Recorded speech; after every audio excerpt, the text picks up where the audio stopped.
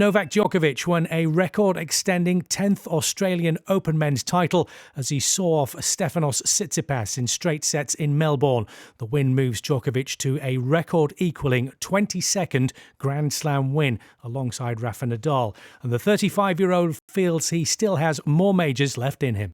Profits at the technology giant Samsung fell by nearly 70% in the final 3 months of last year compared with the previous year.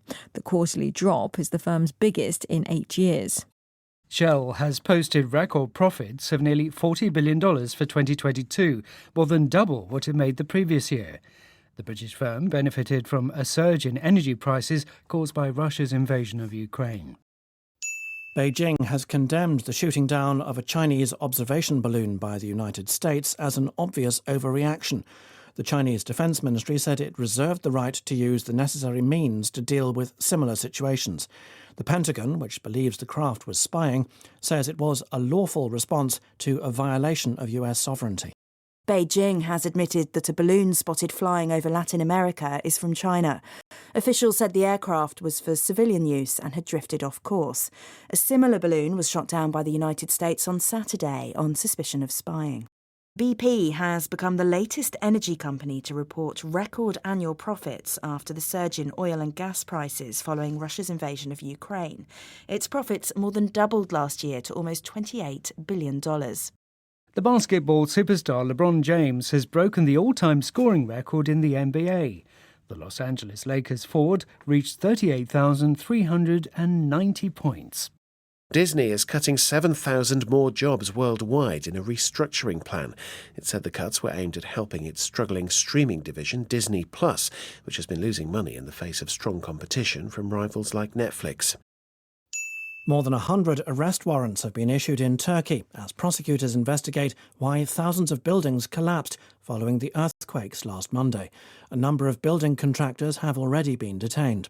Qatar is to send 10,000 cabins and caravans used during the Football World Cup to provide temporary housing for victims of the earthquakes. Aid has been arriving in Syria from other Arab countries. An Iranian chess player living in exile after competing abroad without a headscarf has told the BBC she has no regrets. Sarah Khadem was protesting at the death of Mahsa Amini, who'd been arrested for not wearing the hijab. The White House has said there's no indication 3 flying objects shot out of the sky over the weekend by the US military are linked to alleged Chinese spying. A spokesman said the objects may be tied to commercial or research entities, but are likely to be benign. And the authorities in the South Korean capital Seoul say they are getting rid of women-only parking spaces 14 years after they were first introduced. The parking spaces were brought in to make women safer in underground car parks following a spate of attacks. North Korea says it test-fired an intercontinental ballistic missile on Saturday as a warning to the US and South Korea. It said the rapid launch showed it was ready to strike back in response to any hostile acts. President Biden is paying a surprise visit to Kiev just days before the first anniversary of Russia's full-scale invasion of Ukraine.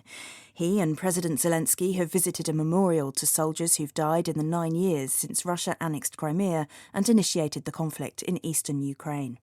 61 British companies that took part in a trial of a 4-day working week say the test has been successful. Most say they'll keep the new pattern. Working hours were reduced with no loss of pay. North Korean state media has said accepting food aid is like eating poisoned candy. The Nodong Shinmun newspaper said outside help was a trap used to subjugate North Koreans. Qantas has posted a record half-year profit, marking a dramatic shift in the Australian airline's fortunes after years of pandemic disruption. It said strong demand, higher airfares and cost-cutting were behind the rebound. A US Navy submarine has docked in the South Korean port of Busan. Unusually, the arrival of the nuclear-powered USS Springfield was announced on social media. Correspondents say the submarine is probably intended as a warning to North Korea, which has repeatedly carried out weapons tests. Japan is set to buy 400 long-range Tomahawk cruise missiles from the United States as part of its efforts to boost its arsenal amid bubbling regional tensions. 시청해 주셔서 감사합니다. 다음 시간에 뵙겠습니다.